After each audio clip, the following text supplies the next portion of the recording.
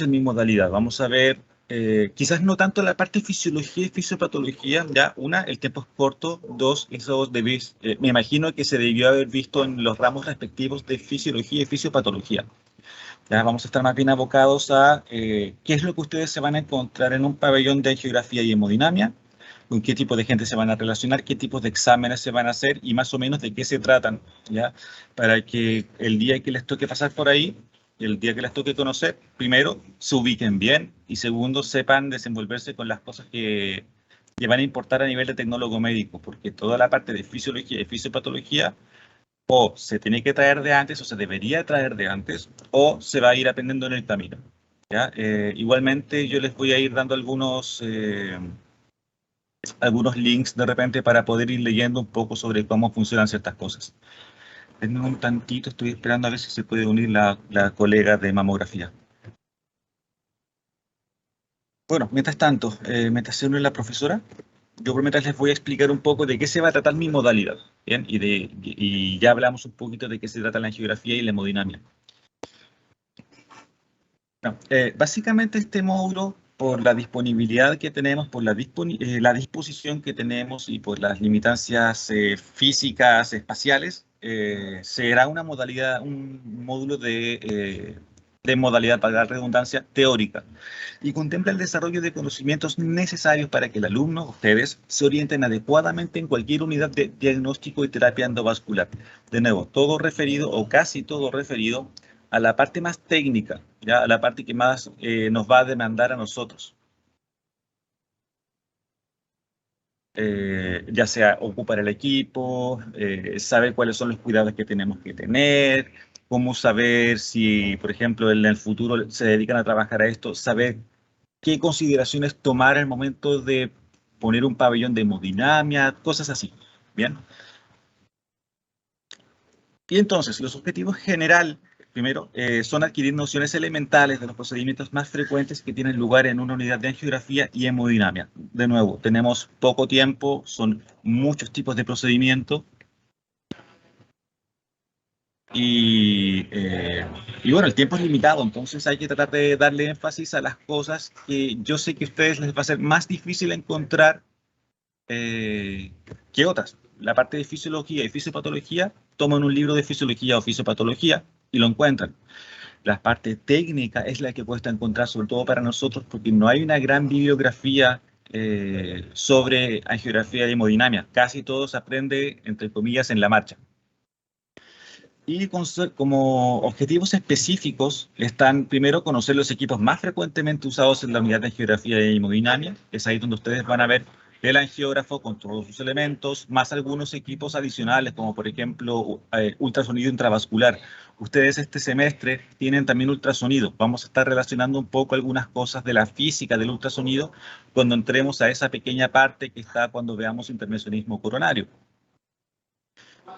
Vamos a adquirir conocimientos sobre el funcionamiento de las diferentes técnicas imagenológicas de monitorización en una unidad de geografía y hemodinamia. Esto significa que no solamente ustedes van a ver una imagen en la cual va a pasar el contraste a través de la arteria. No, acá vamos a tratar de no solamente saber ver, entender qué es lo que estamos viendo, sino que también poder relacionarlas con las distintas maneras de adquirir. Una manera de adquirir es la que ustedes probablemente han visto, que es de fluoroscopía, en la que se ve los huesos, se ve la arteria, se ve todo. Y acá tenemos técnicas especiales como por ejemplo la sustracción digital, que permiten sustraer el hueso y mostrar la arteria. Todo esto será explicado, por supuesto, durante las distintas... Este, un segundo, me parece que había alguien que estaba llegando. La profesora Natalia. Natalia, ¿estás por ahí? Sí, aquí estoy. Hola, buenos días. Perfecto, buen día Natalia. Natalia es la colega profesora de mamografía, ya se las presento. Oye, más bien se presenta, así que porfa Natalia, dale. Hola chicos, buenos días. Bueno, quería en esta primera instancia, ya que parten con Fabio, presentarme y comentarles que, bueno, soy tecnólogo médico, por supuesto, de imagenología, al igual que lo que ustedes aspiran a ser, y me desempeño en el área de mamografía. Por lo tanto, voy a estar a cargo de los módulos que corresponden a esa área, ¿ya? Son 6 clases de mamografía que vamos a tener más adelante y una de densitometría. Dentro de nuestra área de mamografía vamos a tener dos prácticos que van a tener test de entrada y evaluación de desempeño cada uno, ¿ya? Para que tengan una idea más o menos es un certamen que va a incluir la parte de mamografía.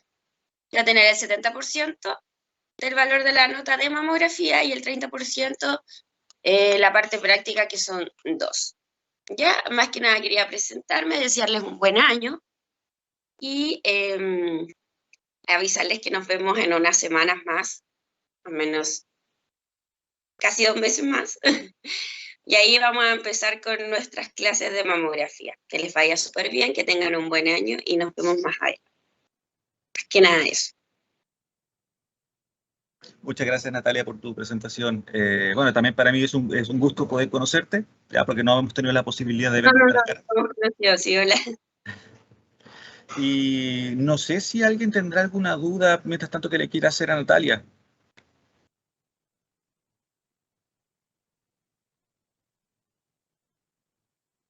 No, por mi parte no. Bueno, vamos a tener más tiempo más adelante para dedicarnos con todo lo que es el área de mamografía dentro de lo que se puede, con las clases que tenemos, tratar de dejar la mayor cantidad de conocimientos claros. Super, muchas gracias, Natalia. Perdón por todas estas complicaciones técnicas que también me dio el poder enviarte el link. Lo siento mucho. No te preocupes, no te preocupes. A veces la tecnología nos falla. A veces falla, sí, más nosotros estamos muy claros con eso. Buenísimo. No sé si nos quieres acompañar igual o si no, te des con libertad de acción, obviamente. Sí, no, yo me retiro porque se van a seguir con las clases para que los chicos puedan ahí hacer las preguntas y todo, y ahí nosotros estamos en comunicación. Perfecto, Natalia, te mando un abrazo, que estés muy bien, buen día. Igualmente, que tengan buen año, chicos, ánimo con todo, nos estamos viendo en un tiempo más, cuídense. Chao, chao. Chao, profe. Bien, ahí se retiró y nosotros vamos a seguir entonces con la presentación del ramo y luego con las primeras clases. Para que estén tranquilos, yo sé que este es el primer día, es la primera semana y todos vienen medios fríos. Así que la primera clase en general, como ustedes me imagino que dicen, o yo por lo menos decía, es bastante chaya. Es como de cosas súper genéricas, súper generales, pero son cosas que igual vale la pena echarle un ojo, ¿ya? Básicamente historia, que nadie la toma en cuenta, pero que es bueno tener, si es que se dedican en el futuro, saber de quién van a estar hablando los médicos. O ya que sea por cultura general incluso. Pero sí, la última parte, que es la que va a venir después del break, va a ser un poquito más importante porque les voy a mostrar cuál va a ser el rol que normalmente cumplimos, o al menos el cual yo espero que ustedes puedan llevar a cabo una vez que se titulen. Bien, y por último vamos a adquirir conocimientos sobre los procedimientos cardiológicos y periféricos realizados en unidades de angiografía y hemodinámica. ¿Ya? Hay arterias y hay venas en todo el cuerpo, por lo tanto son realmente todas estudiables y todas prácticamente se pueden evaluar a través de la hemodinámica y de la angiografía.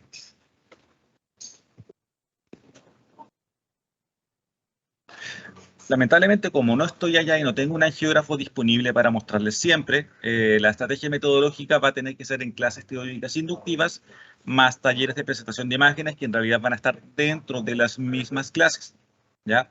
Va a ser una parte en la cual voy a explicar qué es lo que vamos a ver y luego vamos a mostrarles imágenes de qué es lo que se ve, cómo se ve, en qué tienen que fijarse y cómo saber orientarse. Bien, la última parte que dice presentaciones breves era algo que yo pensaba hacer, sin embargo lo preferí descartar porque no les quiero provocar un burnout, porque yo sé que en otros ramos probablemente van a tener que estar haciendo presentaciones, ¿ya? Eso yo lo voy a cambiar por una nota, una evaluación que voy a hacer de manera personal a cada uno de ustedes por participación en clase. Básicamente, ¿qué significa eso? Que tanto preguntan, que cuando yo pregunte, ¿qué tanto responden? ¿Ya? Yo voy a ir tomando nota de quienes van respondiendo y eso va a ir sumando puntos para darles una nota final que va a valer poco, pero igualmente va a contar. Va a ser el 10% de la parte del módulo de hemodinámica, el 90% va a estar en la evaluación final. ¿Ya? Que no se asusten, no la voy a hacer para matarlos. A mí lo que me importa es que aprendan. ¿Ya? Y este punto es importante. Si dedicamos media hora adicional para el estudio en la semana, ya que es básicamente lo que les voy a enviar para que estudien por su cuenta, más lo que vamos a estar viendo en clase, seguramente vamos a estar preparados para enfrentar con confianza cualquier procedimiento en prácticamente cualquier centro de hemodinamia ya en geografía de Chile. Ahora, la programación es esta. Bien, esta primera semana es la presentación, que es lo que estamos haciendo ahora. Vamos a ver un poco de historia, el equipo humano de trabajo y el rol del tecnólogo médico. Vamos a tener un break en un ratito más. Bien. Lo que no alcancemos a ver, por lo menos de esta clase, yo igualmente se los voy a mandar en PDF. Les voy a mandar la presentación en PDF. Y desde ahí van a poder sacar los apuntes porque no va a ser mucho más aparte de lo que ya puse. Bien, las otras clases del 26 hasta el 7 de mayo, esas sí son importantes que le presten atención. 3, 4. Perdón, la del 7 de mayo tengo entendido que es la prueba y yo tengo que hacer un cambio. Seguramente voy a poner vascular periférico y pediatría junto con neuro. Luego, y luego oncología con radiología intervencionista más técnicas avanzadas. Así que cuando lo reforme, porque son 7 clases, incluyendo esta, más una octava que sería la evaluación, estaríamos terminando con el módulo. Bien, así que esta programación cuéntenla bien hasta el 16 de abril. 23, 37, eso lo voy a corregir y será enviado oportunamente. Si alguien tiene alguna pregunta, como yo al estar compartiendo no veo quien levanta la mano, por favor simplemente mete la cuchara y pregunte. Bien, no se compliquen por eso. Bueno, profe. Acá vamos a ver un poco de la historia y luego de la historia vamos a tener el primer break.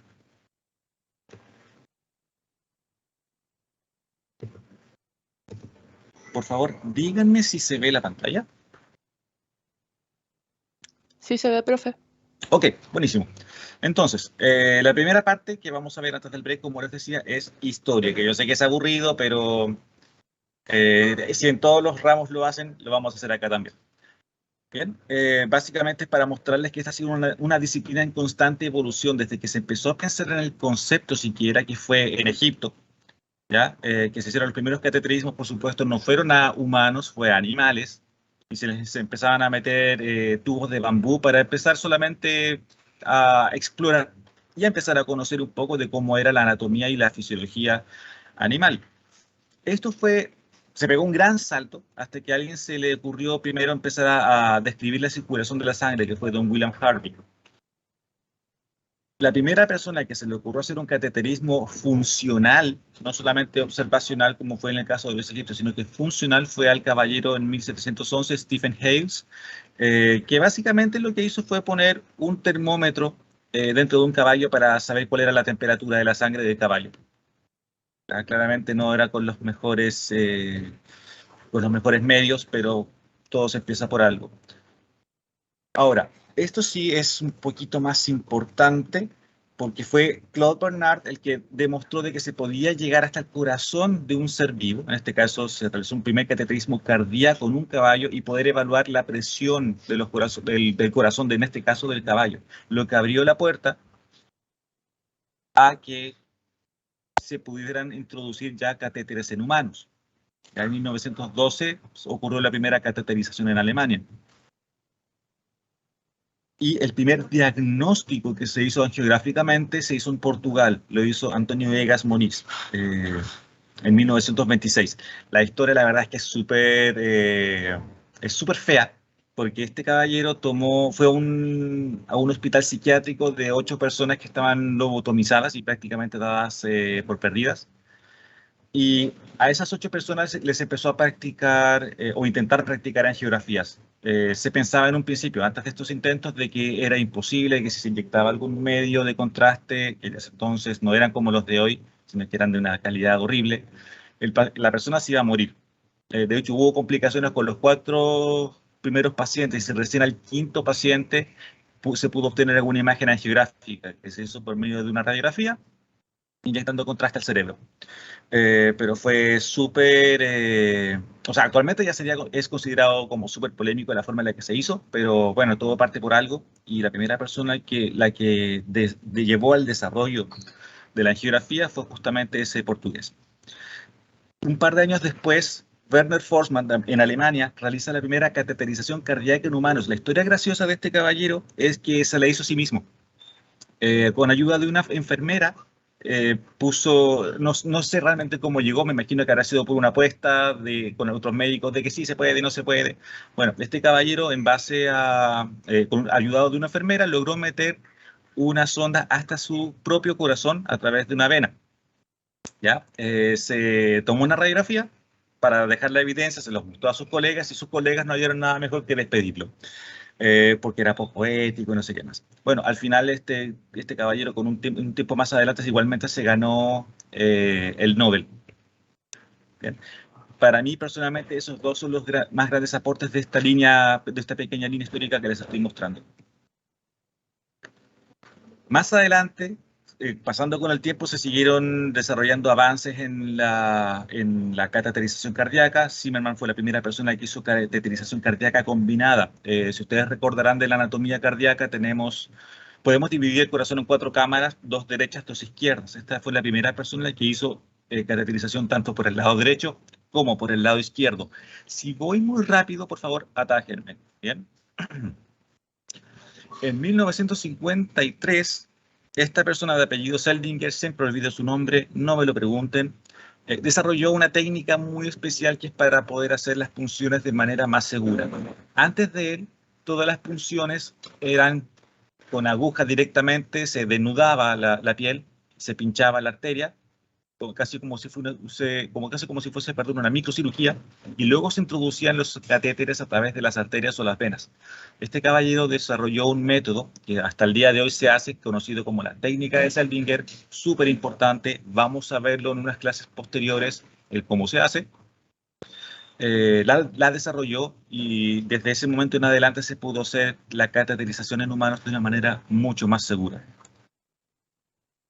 Otra historia accidental, la de Mason Soames. En 1958, este caballero realiza la primera coronariografía selectiva. Antes de que se hiciera la primera coronariografía, es decir, el estudio de una arteria del corazón de manera selectiva, se pensaba que si alguien inyectaba contraste al corazón, el paciente se moría. Para hacerlo de forma selectiva. Antes de esto se hacían las coronariografías inflando un balón en la arteria aorta e inyectando contraste en la arteria aorta para que solamente se difundiera a través de las arterias. A este caballero, el catéter con el que iba a hacer la inyección, se le metió accidentalmente una coronaria e inyectó en la coronaria de manera selectiva. El paciente casi se muere, entró en paro, lo sacaron del paro y vivió. Y se dieron cuenta de que el paciente no iba a morir. Por lo tanto, esta persona también abrió la puerta para seguir un desarrollo cada vez más intenso de la disciplina. Y este caballero que está ahí, ese es Dotter, junto con un colega de apellido Judkins, realizan la primera angioplastía transluminal. ¿Ya? La angioplastía es el procedimiento terapéutico. Cuando se encuentra una placa de ateroma, también lo vamos a ver más adelante, esta placa de ateroma es la que está ocluyendo el flujo de sangre a través de las arterias o venas. Y la angioplastía es el procedimiento por el cual la arteria se vuelve a abrir para restaurar el flujo. ¿Ya? Hay distintas formas, distintas maneras según la arteria en la que se va a hacer eso actualmente, pero la primera persona que lo hizo, o el primer equipo que lo hizo, fueron Dotter y Judkins, y que lo hicieron a una arteria ilíaca. Esos detalles no se preocupen, no se los aprendan, solamente se los voy a... De hecho, les digo desde ya, no voy a preguntar nada de historia, esto solamente para que tengan una idea de los nombres, porque hay algunos nombres que los van a seguir viendo. Por ejemplo, Judkins. El apellido Judkins, o lo van a ver después como nombre, Judkins en 1967 empezó a moldear catéteres para cada arteria coronaria, y actualmente las arterias más vendidas o las más distribuidas en el mundo llevan justamente su nombre. Van a ver, cuando estemos viendo coronariografía, de que van a ver catéteres Judkins derecho y Judkins izquierdo, entre otros. ¿ya? Pero esta fue la primera persona que empezó a moldearlos para cada arteria para que sea más fácil cateterizar de manera selectiva. Casi todo el desarrollo de esta área fue en el área occidental. Al otro lado de la cortina de hierro en Rusia, Servinenko fue un gran médico que empezó a hacer avances, sobre todo en neurología y neuroradiología. Esta fue la primera persona que realizó una oclusión terapéutica de una fístula cerebral. Es así como también se empezó a ver justamente el desarrollo de otro tipo de terapias, no solamente de abrir arterias, sino que ahora de también cerrar arterias que pudiesen llevarnos algún problema, como ustedes ya sabrán, me imagino, de antes, de la malformación arteriovenosa, por ejemplo, o de algunos tipos de fístulas. Y en 1974 este personaje es súper importante para el desarrollo de la hemodinamia cardíaca, porque él crea el balón de angioplastía para poder hacer terapias en el corazón. Y también en 1977 fue la primera persona que hizo una angioplastía coronaria en un humano. Por lo tanto, es súper importante para la historia reciente y del desarrollo finalmente de las terapias. Bien, en 1986, después de que se vio de que la angioplastía con balón no era suficientemente buena porque tenía cierto grado de, no de rechazo, sino que más bien de recoil, que es el fenómeno que se le llama, que básicamente una vez que se abre se vuelve a cerrar la arteria, se empezó a pensar en poner algún elemento dentro de la arteria que permitiera mantenerla abierta. Y es así como se hace el primer stent y se produce también el primer implante de stent autoexpandible en arterias coronarias. Vamos a ver después en el futuro de que ya no existen prácticamente los stents autoexpandibles porque dan poca presión. No siempre quedan bien posicionados. Por lo tanto, al cabo de unos años se desarrolló el primer implante de stent montado en un balón de angioplastía que ya lo había desarrollado, como vimos antes, Andreas Lunsig. Nos pegamos un salto a 1995, donde se produce la primera adquisición 3D en angiógrafo, y esto cambió todo el paradigma para neuroradiología y también sobre todo para neuroradiología, pero también en periférico, porque esto ya permitía no tener que enviar a un paciente a un tomógrafo para poder obtener una información de cómo era su vasculatura, sino que ya se podía hacer directamente en el pabellón. Y con el paso del tiempo se fueron dando cuenta también de que los stents no eran 100% eficientes, se empezaba a generar neovascularización dentro del mismo stent. Por lo tanto, se pensó en una solución, que es la solución que se ocupa actualmente, que es implantar un stent que tiene liberación de medicamento, liberación de fármaco o de droga. Y el primer implante de este tipo de dispositivos se hizo en 1999. Entonces, ¿qué es lo que les quería mostrar con esto finalmente? Y con esto termino la primera clase Chaya, que es la única realmente clase Chaya, que la angiografía y hemodinamia es un campo en evolución constante. De hecho, la última clase que vayamos a tener, mi idea es ponerles fusión de imágenes entre fluoroscopía y angiografía, con imágenes de resonancia magnética, con imágenes ultrasonográficas, con imágenes tomográficas, por supuesto, o incluso de PET. Y eso colabora en la realización de nuevas terapias que se pueden hacer en estos pabellones. Y no solamente van mejorando los equipos para visualizar, sino que también los materiales para realizar diagnósticos y terapias, lo que lleva al desarrollo de nuevas técnicas, lo que les estaba explicando a ustedes, lo que lleva al desarrollo de nuevas terapias para otras patologías y lo que lleva al uso o desarrollo de equipamiento más apropiado para visualizar y realizar el diagnóstico y la terapia respectiva, y así sucesivamente. Entonces es una modalidad que está en constante evolución, y no solamente de la parte tecnológica o que nos atañe a nosotros como tecnólogos médicos, sino que también la parte clínica. Para ser un buen tecnólogo médico, al menos a mi parecer, no solamente hay que dominar lo nuestro, sino que también hay que tener un buen conocimiento de fisiopatología y fisiología, o básicamente ser un poquito médico.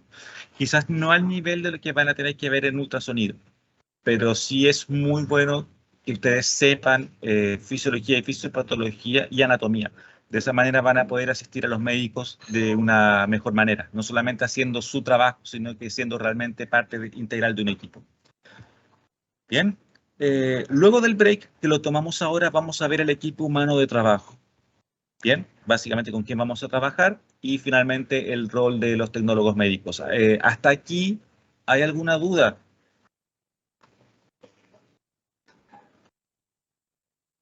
No, profe, por mi parte no. No, nada de momento. Estamos bien. Ok, buenísimo. Nos tomamos unos 10 minutos más o menos. Yo voy a seguir conectado. Nos tomamos 10 minutos y yo les voy a volver a compartir la pantalla cuando yo ya esté nuevamente acá también disponible. Bien, nos vemos en 10 minutos. Son las 9, son las 11:54 ya. 2:55. 11:55. Nos vemos a las 12:05. Ok, entonces ahora vamos a hablar un poco sobre cuál es el equipamiento humano de trabajo, porque a diferencia de otras áreas como rayos, tomografía, en la que uno sí puede trabajar solo, acá es imposible. Ya, de hecho, nosotros somos parte de un equipo de trabajo. Un equipo de trabajo que, como en casi todas partes, se va a estar comandado por el médico, pero nos vamos a ver ahí involucrados no solamente con ellos, sino que también con enfermería, técnicos de enfermería de nivel superior, arsenalero, auxiliar, secretaria, en fin, y un montón de personas más. Pero las más importantes o con las que más vamos a estar trabajando día a día son las que vemos en este diagrama. Bien, el médico, que tampoco puede ser cualquier médico, no es un médico recién salido, no es un médico internista, es un médico que tiene una super especialidad, ni siquiera una super especialidad, es una super especialidad. No cualquier cardiólogo puede trabajar en hemodinamia, no cualquier radiólogo puede trabajar en hemodinamia, deben ser certificados en intervencionismo. Y eso significa un par de años más de estudio. Bien, entonces es siempre un gran equipo. Aunque al menos en pabellón van a haber, o deberían haber en los pabellones chilenos, al menos 3 personas. Eso es lo menos que yo he visto. ¿Ya? Pero por rutina deberían ser alrededor de 4, sobre todo si hablamos de cardiología. Entonces, primero, dentro del equipo humano de trabajo con el que vamos a estar trabajando va a estar el médico intervencionista, quien siempre tiene que tener una especialidad previamente a entrar a intervencionismo. Como les decía, cualquier cardiólogo no puede ser intervencionista. Tiene que primero terminar cardiología y luego se mete la subespecialidad de cardiología intervencionista. Y de esas puede además súper especializarse en intervencionismo coronario, estructural, electrofisiología, en fin, es un mundo bastante grande y súper específico. Entonces, las personas o las especialidades con las que más vamos a estar trabajando acá son médicos, cardiólogos, neuroradiólogos, radiólogos, vasculares, oncólogos, y aunque no está ahí, pediatras también, ¿ya? Porque los niños también pueden ser pacientes en este tipo de procedimientos. Y es básicamente la persona que interviene directamente en el paciente, es quien va a empezar a avanzar el instrumental, quien lo va a desplegar, en él recae toda la responsabilidad. Bien, no quiero adentrarme mucho más allá porque la verdad es que nos podríamos extender mucho y no es el objetivo, sobre todo pensando en el tiempo acotado que tenemos. El personal de enfermería es probablemente con el que más vayamos a lidiar, en muchos casos para bien, en muchos casos para mal. ¿Ya? Como ambas especialidades tenemos 5 años de estudio en la universidad, hay ambas, en muchos casos de lo que me ha tocado ver, como que compiten a ver quién se lleva mejor con el médico y quién tiene un rol más preponderante en hemodinamia. Al menos para mí ese no es el objetivo. Mi objetivo es que cada uno tenga las cosas claras de qué debe hacer, cuáles son los roles de enfermería y cuáles son los roles de tecnólogo médico y cuáles son los roles del médico y cuáles son los roles del paramédico y así sucesivamente. Sin embargo, al final vamos a ver de que todos igual algo deberíamos saber un poco del trabajo de otro. Bien, el personal de enfermería tampoco puede ser cualquier enfermera. Tiene que ser una enfermera o enfermero con conocimientos avanzados en farmacología, en RCP. ¿Saben lo que es RCP? Reanimación cardiopulmonar. Exactamente, reanimación cardiopulmonar, pero no cualquiera, no cualquier tipo, porque hay un montón de tipos de RCP. Hay uno que es el BLS, que es Basic Life Support, esa es una sigla en inglés, por soporte a la vida básico, que son maniobras básicas de masaje cardíaco, respiración, y hay otro que es el ACLS, que es el Advanced Cardiac Life Support, que es el que deberían tener las enfermeras, ya que no solamente incluye ese tipo de maniobras básicas, sino que también incluye administración de medicamentos. ¿Bien? Y además, generalmente, y eso solamente por un tema de malla para nosotros, las enfermeras o enfermeros son responsables de la gestión de recursos humanos y administración dentro de la unidad, porque en enfermería tienen en su malla muchas veces algunos elementos de administración, cosas que en nuestra malla no existen. ¿Ok? Entonces, por lo tanto, normalmente la coordinación del pabellón va a estar dentro de las responsabilidades del personal de enfermería. Y por lo tanto, ellos se van a estar preparando para agendar pacientes, solicitar fichas, coordinar ingresos y egresos de paciente, contactar proveedores de insumos y así sucesivamente. Muchos de estos roles, al mismo tiempo, las enfermeras los van a delegar a secretarias, por ejemplo. ¿Ya? Pero todas estas cosas deberían ser roles que deberían recaer normalmente en el personal de enfermería, pues ellos están especializados en eso. Bien, ahora, el arsenalero normalmente es un TENS, un técnico de enfermería de nivel superior. Normalmente eso en Chile, ¿ya? En toda Latinoamérica se trabaja de manera distinta, pero ya que estamos en Chile, se los voy a explicar cómo es en Chile. Y usualmente son técnicos de enfermería de nivel superior, ¿ya? Estas personas normalmente preparan el material para intervencionismo, preparan al paciente, preparan medicamentos bajo supervisión de enfermería y hacen otras labores. Bueno, dentro de la preparación del material de intervencionismo son los que preparan las fuentes con la cantidad de medicamentos apropiada, preparan las técnicas con la cantidad de contraste adecuada, verifican de que las agujas estén bien, de que sean del tamaño correcto, preparan al paciente limpiando el área de punción. Y dentro de los otros roles, básicamente son la extensión como de todos. Entonces, si por ejemplo ustedes están preparando la bomba inyectora, que les va a tocar también más adelante, y alguien necesita cambiar un campo de visión, ustedes normalmente le pueden decir, oye, cámbiame el campo de visión, y ellos también, si ustedes les explican, por supuesto, van a saber dónde está el botón, o aleja el flat panel, o elementos o cosas similares, o enfermería. Sobre todo enfermería les da muchas tareas como de que hablen e informen al paciente, ¿ya? Aunque son roles que son de enfermería. Pero estos que aparecen acá en pantalla son los principales. Preparar material de intervencionismo, preparar al paciente para el procedimiento y también preparación de medicamentos bajo la supervisión de enfermería. El auxiliar de servicio, también tenemos que tener algún auxiliar de servicio, ¿ya? Que a veces está dentro de la unidad, a veces va a la unidad, hace su trabajo y se va. Es la persona encargada del aseo y del orden general de las salas. Esa foto es solamente referencial, no es que un pabellón de hemodinamia termina así, esa la saqué no sé, creo que de un bombardeo en Bagdad o algo así. Y ese es su principal rol, mantener la sala limpia. Ellos tienen que saber cómo limpiar los equipos. Hay equipos que son muy sensibles y los cuales en algunos casos les va a tocar limpiarlos a ustedes. ¿Ya? Por ejemplo, los controles del equipo. Si tienen dependiendo del equipo que sea que ustedes les toque manejar, van a haber algunos que se deben de limpiar de una u otra forma y con cierto químico o no, ¿ya? Porque hay algunos materiales que corroen y otros que no. Ellos no van a tener la formación para limpiar adecuadamente esos equipos sin que haya corrosión. Generalmente ocupan el material que les pasa al hospital o que les pasa en la clínica, y no es necesariamente el material más inocuo para el equipo. Así que también va a ser rol de ustedes ahí explicarles a ellos si es que les quieren delegar esa labor a ellos, el indicarles cómo va a ser la limpieza de cada equipo. Cosa que no está contemplada en este módulo porque eso va a depender de cada casa comercial.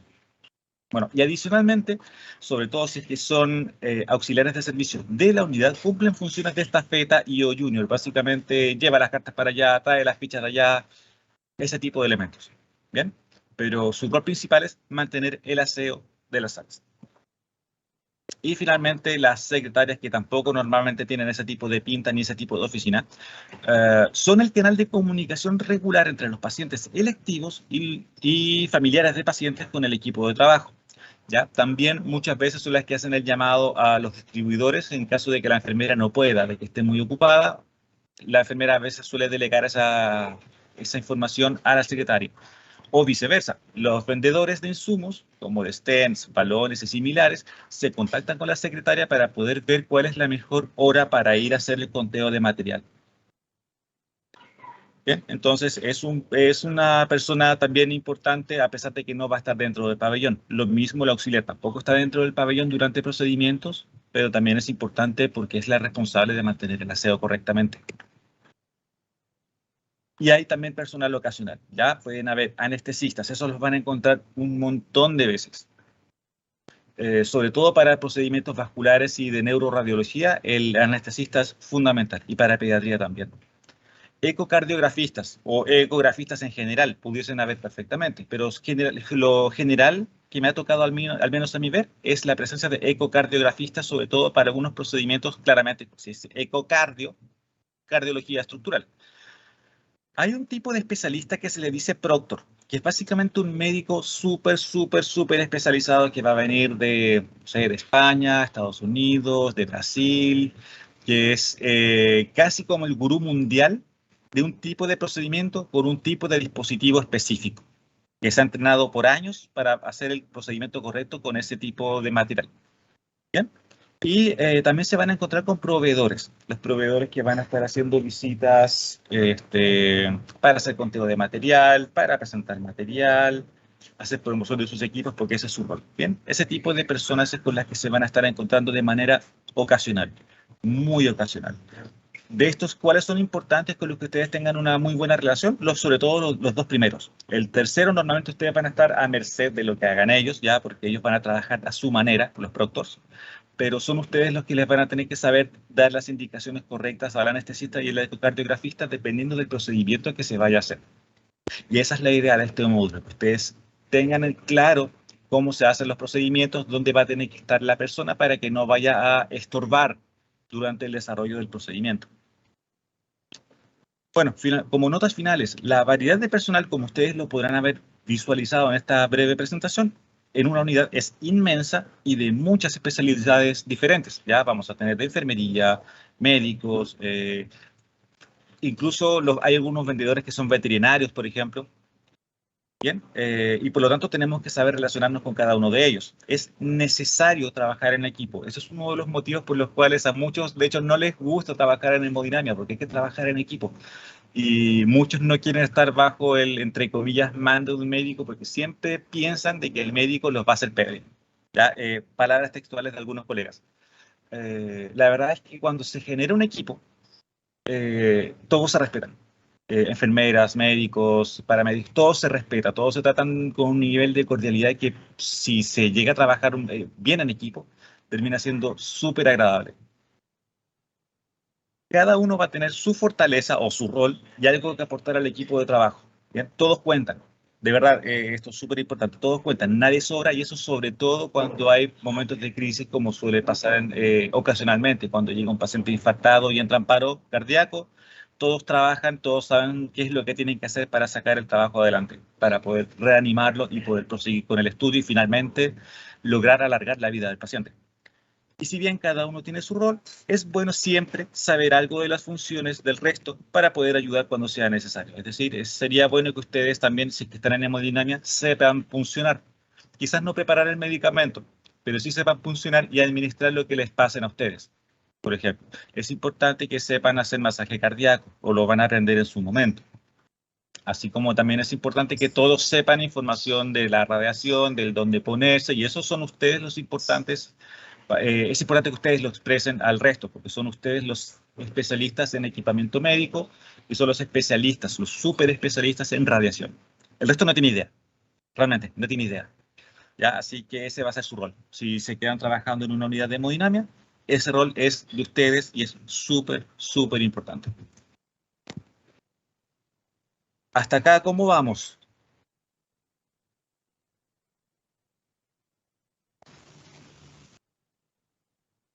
Bien, profe. Ok, perfecto, súper. De ahí, de la presentación anterior, recuerden, es importante que sepan cuáles son los roles de cada uno. Eso es probablemente pregunta de prueba, ¿ya? Ahora, sobre el rol de tecnólogo médico, que es el único rol que no vimos antes, en cuanto a la unidad de angiografía y hemodinamia. Como estuve preguntando al principio, ¿qué es angiografía y hemodinamia? Angiografía, yo había preguntado por hemodinamia primero, hemo, sangre, y dinamia movimiento, es decir, estudiamos la sangre de movimiento, pero angiografía es angiovaso y grafian, escribir, grabar, describir. Por lo tanto, es una forma, por eso a la unidad se le llama en realidad angiografía y hemodinamia, porque por una parte evaluamos visualmente cómo es un vaso, Bien, para eso hacemos una adquisición, por eso tenemos las imágenes ahí. Y por otra parte, esta no es una radiografía, sino se bastaría con la geografía, sino que tenemos que evaluar el movimiento, y esto es crítico, es fundamental, porque de esa manera vamos a saber si hay alguna arteria que esté funcionando bien, si hay alguna arteria que tenga alguna resistencia al paso y por lo tanto esté provocando algún tipo de isquemia o infarto en un caso más severo. Y evaluamos ambas cosas en un pabellón de angiografía y hemodinámica. Entonces, ¿cuál es el rol del tecnólogo médico? Primero, evidentemente, apoyo fluoroscópico. Básicamente que eso... perdón, acá tenía que haber puesto unas fotos, no las puse. En fin, lo siento. Las voy a mandar con las fotos puestas. Manejo del gantry y la mesa. Bien, les voy a enviar ahí posteriormente una imagen de cómo es un equipo, cómo es un angiógrafo. El gantry es toda una estructura que es como un arco C. Ustedes pasaron por pabellón, tuvieron arco C.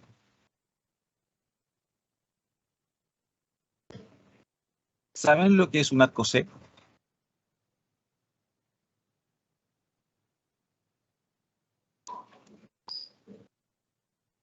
Entonces, déjenme interrumpir entonces y les pego acá una imagen para que lo puedan ver bien. Denme un tantito, por favor.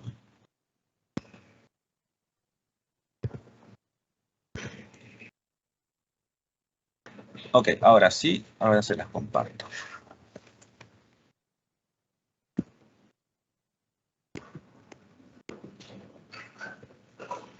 Ok, perfecto. Eso que está ahí, esa imagen es de un angiógrafo, ¿ya? O es en realidad del gantry, que es la parte grande, que tiene la forma de arco C. Permítanme cambiar esto a puntero. Esa parte que está en blanco por la que estoy pasando el puntero es el gantry. ¿Bien?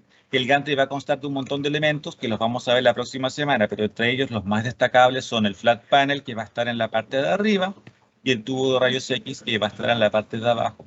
Nótese que estoy hablando de flat panel, no de intensificador de imagen como en un arco C. Bien, para los que pudieron ver arco C, si no han visto arco C, bueno, no se están perdiendo de nada. Esto es mucho más cool, esto es mucho mejor. Básicamente porque somos los que damos apoyo fluoroscópico, porque somos los especialistas en radiación y en imágenes. Nosotros somos las personas que vamos a liberar las manos al médico, ¿ya? Por lo tanto, es por eso que es muy importante que sepamos de qué se va a tratar el examen, que sepamos qué es lo que tenemos que ver para así, de esa manera, poder mover el equipo de manera apropiada. Al mover nosotros el equipo, al tener el control del equipo, vamos a controlar mejor la radiación, porque sabemos que mientras más cerca el detector del paciente, menos radiación va a ser y mejor se va a ver la imagen.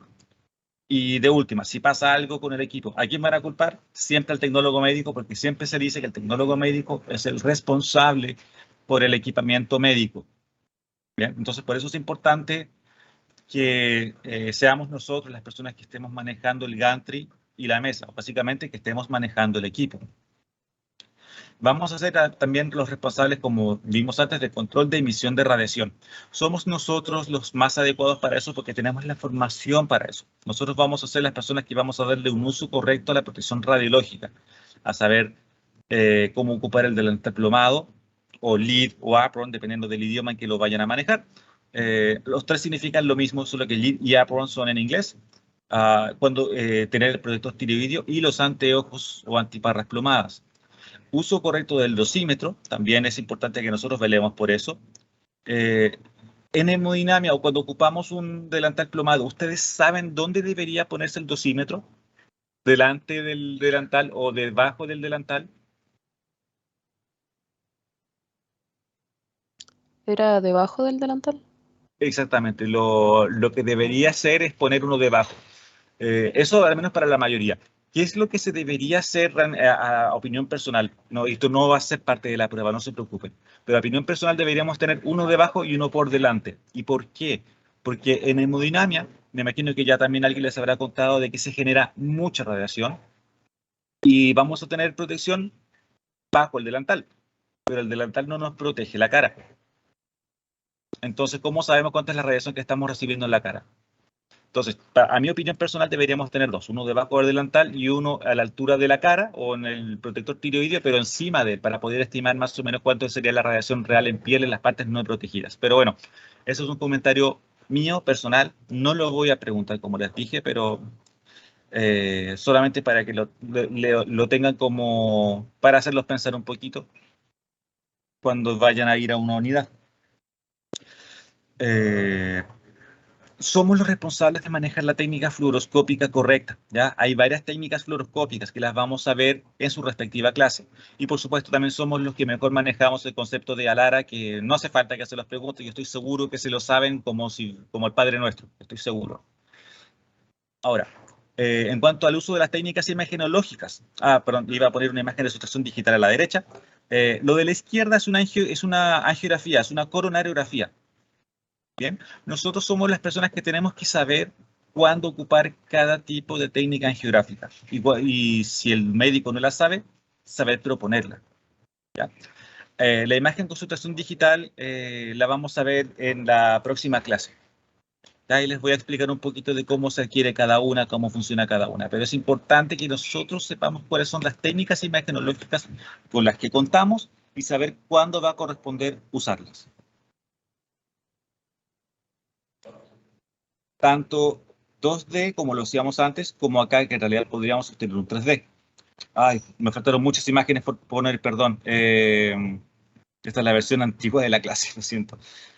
Bueno, vamos a tener muchas imágenes que todas las vamos a ver después, posteriormente, en las respectivas clases. Así que tranquilos, no se han perdido de nada. Mi intención con esas imágenes era que ustedes vieran de que vamos a tener que manejar muchas cosas. Vamos a tener que ser buenos con la imagen que veamos en 2 dimensiones, con la generación de imágenes en 3 dimensiones, cuáles son los parámetros correctos, que todo eso, por supuesto, yo se los voy a hablar porque es difícil encontrar literatura sobre eso. Conocer las otras modalidades, porque vamos a tener la posibilidad de ocupar ultrasonido en hemodinamia, ultrasonido intravascular. Vamos a tener la posibilidad de ocupar tomografía de coherencia óptica, y eso es un tipo de imagen que yo estoy seguro que no habían escuchado, o muy probablemente no habían escuchado, pero que lo van a tener disponible en algunos pabellones. Y saber relacionar tomografías y resonancias magnéticas con la fluoroscopía. Pero al mismo tiempo, tenemos que también ser capaces de saber medir u objetivar lesiones u objetivar funcionalidad. La imagen que tenemos a la izquierda es una objetivización o medición de una estenosis en una arteria coronaria, y la de la derecha es una medición de la fracción de eyección de un ventrículo. Estas cosas, de nuevo, no se preocupen por ahora, solamente eso les quería mostrar. Quería mostrarles que iban a tener que ustedes saber medir, o más o menos tener la noción de cómo se debería medir y por qué se debería medir así. Pero esto lo vamos a ver en sus respectivas modalidades, en la de cardiología. Bien. La imagen que está a la izquierda es de IBUS, o ultrasonido intravascular, la cual es una imagen tomográfica en la cual se ve el lumen de la arteria, cuál es la pared vascular y qué es todo lo que está por detrás de la pared vascular.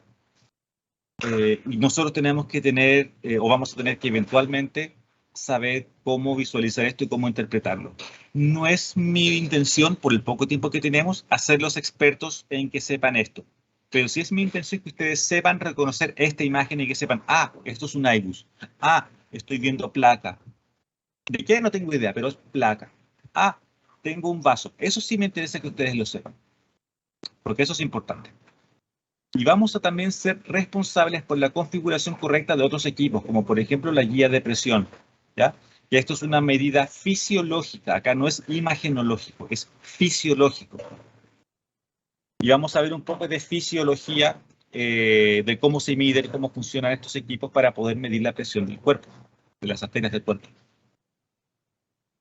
Medir en 3D, ¿ya? Eso es un aneurisma, el cual es posible medirlo en 3 dimensiones. Y en base a eso también saber cuál es el dispositivo que se va a ocupar. Entonces nuestro rol primordial es súper importante, pero al mismo tiempo, y como venía diciendo de la presentación anterior, tenemos que saber también hacer apoyo al resto de las cosas. Saber masaje cardíaco, saber ambucear o dar respiración artificial. Si fuese necesario, también tener algunas nociones de cómo preparar material. Por supuesto, no es prioritario y tampoco es mi intención mostrarles cómo se hace. Y también eventualmente tomar notas si es que no hay nadie más que esté disponible para tomar notas. La clase de hoy era bastante breve, porque es solamente introductoria y aparte ya estamos justo en la 1 hora y media. Entonces, Nuestra principal responsabilidad es el uso cuidadoso de la radiación. Nadie del equipo humano de trabajo sabe más que nosotros en esa área. Eso es importante que lo sepan y es importante que lo sepan defender en su momento en la unidad de hemodinámica. Si bien somos casi siempre responsables de los equipos, hay médicos que prefieren ellos mover el angiógrafo. Esto pasa bastante también, sobre todo en centros de neuroradiología. ¿Ya? Hay médicos que son súper quisquillosos que piensan que ellos son los únicos que saben hacerlo.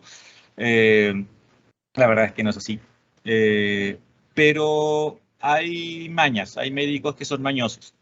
Ya, si hay un médico que quiere trabajar él con el equipo, ¿qué es lo que hacía yo? Ok, doctor, me firma esta carta de como de responsabilidad de que si le pasa algo al equipo durante su manejo, usted es el responsable. Ya, perfecto. Si lo firman, perfecto, ellos lo manejan. Pero muchas veces servía de persuasión para yo mover el equipo, porque al final es mi responsabilidad como tecnólogo médico. Es deseable el conocer todas las modalidades de imagen, que ustedes no solamente sepan ver angiografía, que sepan interpretar ecografía, que sepan interpretar, o que se sepan, no que sepan todo de ecografía, pero sí que sepan ver en una imagen ecográfica, esto es hiperecogénico, esto es hipoecogénico, por lo tanto representa tal cosa. Eso sí es bueno, es deseable. Es bueno que sepan también manejar modalidades de tomografía. En tomografía es fundamental porque al mismo tiempo nadie más sabe tomografía que ustedes, o nadie sabe al nivel de ustedes, o lo va a saber al nivel de ustedes. ¿Ya tuvieron tomografía? Sí, profe, sí. Sí, tuvieron, ya, perfecto, porque van a haber unas clases en las cuales vamos a tener que saber interpretar imágenes y, bueno, si no lo saben, al menos ustedes sepan más o menos qué es lo que hay. ¿Ya? Eso va a ser importante que le den un refresco, sobre todo a angiotomografía. ¿Ya? No coronaria, si me sería ideal, pero sí angiotomografía cardíaca. No es para la próxima clase, ¿ya? Así que tranquilos. El monitor de signos vitales suele ser responsabilidad del personal de enfermería. Enfermería es el personal que está capacitado y formado para ver cuál es la frecuencia cardíaca, cuál es la saturación adecuada, cómo se mide, pero muchas veces nosotros podemos hacernos cargo de ese rol. Por lo tanto, es importante contar con conocimientos del electrocardiograma y presión invasiva. ¿Ya? Yo les voy a dar, no hoy, probablemente la próxima semana después de la clase, algunos apuntes para que ustedes estén al tanto de primero cuáles son las derivadas que se pueden medir, más o menos qué representaría cada una, y también cómo se mide y cuáles son los valores normales de presiones invasivas. Y también, por supuesto, saber la diferencia entre presión invasiva y no invasiva. Eso lo vamos a ver después. No se preocupen por ahora. No contaremos, y esto es muy importante, no contaremos en todos los centros con todos los equipos existentes, pero hay que estar preparados por si algún día llega uno a nuestro servicio. Y esto es ley en Sudamérica. Muy pocos centros tienen el equipo top de línea. En muchos centros van a tener un equipo bastante básico, rudimentario, con lo elemental, para poder hacer una coronariografía, por ejemplo. Pero no van a tener 3D o no van a tener fusión. Los equipos que tienen fusión de imágenes en Chile son muy pocos, muy, muy pocos. Entonces, si no se encuentran con ello en su unidad, no se preocupe, pero eventualmente con el recambio de equipos o con el paso a otra unidad, sí les va a tocar. Y mi intención con este módulo que estamos haciendo es que ustedes lleguen bien parados, que cuando vean eso, esto es fusión, ¿y dónde está la tomografía? Y ustedes sepan más o menos en qué fijarse para hacer la fusión de eso. ¿Ya? ¿Dudas? No por mi parte, no. Encontré que estaba todo claro. Ok, buenísimo. De nuevo, como les había dicho al principio, esta es la clase más light de todos, por lo tanto, desde ya les digo, para la prueba de acá, ¿van a haber preguntas? Sí. De la primera parte de historia, no. De los roles, sí va a ser importante que lo recuerden o que le tengan un ojo. Y del rol tanto de enfermería como del médico, como del arsenalero, pero sobre todo me interesa que sepan cuáles van a ser sus roles. ¿Ya? La mayor parte de las preguntas, el grueso de las preguntas para la prueba final van a venir desde la próxima semana en adelante. Esta era la más light porque quería que fuese una introducción bastante tranquila. ¿Ya? Antes de que terminemos esta sesión, me gustaría saber si ustedes vieron formación de la imagen. Digital, me refiero.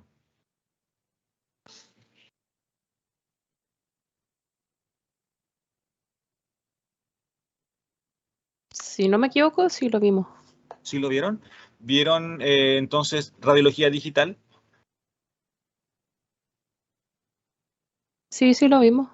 Sí, Sí, perfecto. sí. Están familiarizados entonces con las curvas LUT, están familiarizados con el pixel pitch o con el tamaño de píxel, están familiarizados con el DQE, con el MTF, o por lo menos les suena. Sí, o sea, de que suena así, pero hay algunos términos que como que no me sonaron mucho. Ya, perfecto. Sería bueno Sí, que le echaran una... Uy, perdón, te escuché cortadísimo. creo que los últimos dos términos que mencionó no me suenan. El DQE y el MTF. Sí, esos. Ya, les sugiero que busquen algo. Es solamente el concepto para que ustedes lo tengan claro, ¿ya? Porque mi intención es que no estemos viendo formación de la imagen, porque eso nos va a atrasar. ¿Ya? Pero échenle una repasada, yo creo que no les va a tomar más de 5 o 10 minutos en la primera página de Google, seguro encuentran el qué es y por qué son importantes, pero sobre todo el DQE, más que el MTF, el DQE. Pero son cosas que les van a servir en el futuro no solamente para hemodinamia, sino que para evaluar cualquier tipo de detector plano. ¿Tienen clara también la diferencia entre un intensificador de imagen y un detector plano?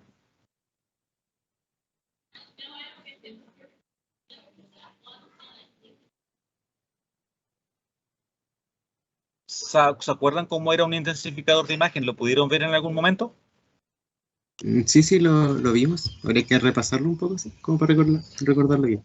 Ya, bueno, para la tranquilidad de ustedes, la verdad es que yo acá no me voy a enfocar en intensificador de imagen porque en angiografía ya no se usa intensificador de imagen, solamente se ocupa flat panel porque es más eficiente.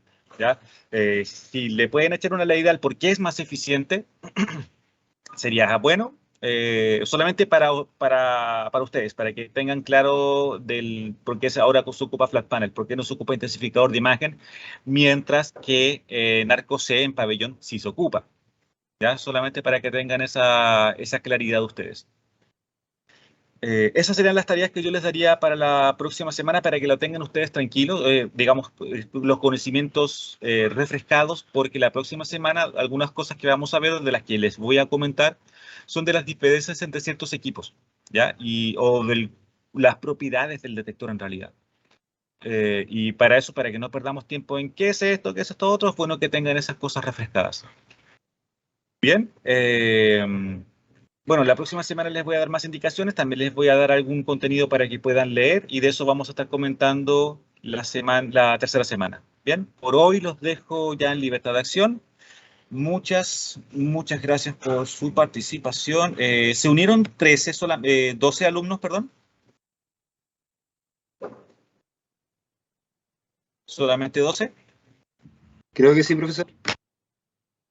Ok, perfecto. ¿Ustedes saben si esto es con evaluación igual por... este, como por asistencia, ¿no? Es con asistencia igual, ¿no? No sabemos, profesor, no hemos visto el syllabus. Ok. Bueno, todos los que están acá, yo por lo menos ya les tomé pantallazo, ya sé quiénes son, así que de esas maneras, si fuese por nota, perdón, si fuese por también nota por asistencia o reprobación por asistencia, cuéntele a sus compañeros para que no falten, ¿ya? Y lo otro, como les dije al principio, es súper difícil encontrar bibliografía sobre hemodinamia. De hecho, no hay un libro que sea como hemodinamia para técnicos o para tecnólogos. Todos prácticamente se aprende en la clase o en vivo, pero igualmente yo les voy a pasar las presentaciones. Ya se las voy a estar enviando semanalmente. Perfecto, una consulta respecto a eso. Es que no sé por dónde va a enviar las presentaciones porque, por ejemplo, a mí en la plataforma no me aparece el ramo. Ya. Entonces, no sé. Lo voy a conversar con Álvaro para ver cómo lo hacemos. Yo por lo pronto, como los voy a estar enviando en PDF que suele empezar súper poco, así que quizás se las pueda enviar a sus respectivos correos. A los correos UDEC, por supuesto. Bueno, ya, muchas gracias. ¿Ya? Pero lo voy a conversar primero con Álvaro. Si no me da una opción que sea viable, lo envío a los correos. Bueno, señoras, señores, futuros colegas, ha sido un gusto. Disfruten su día, disfruten el fin de semana y nos vemos el próximo sábado. Que estén bien.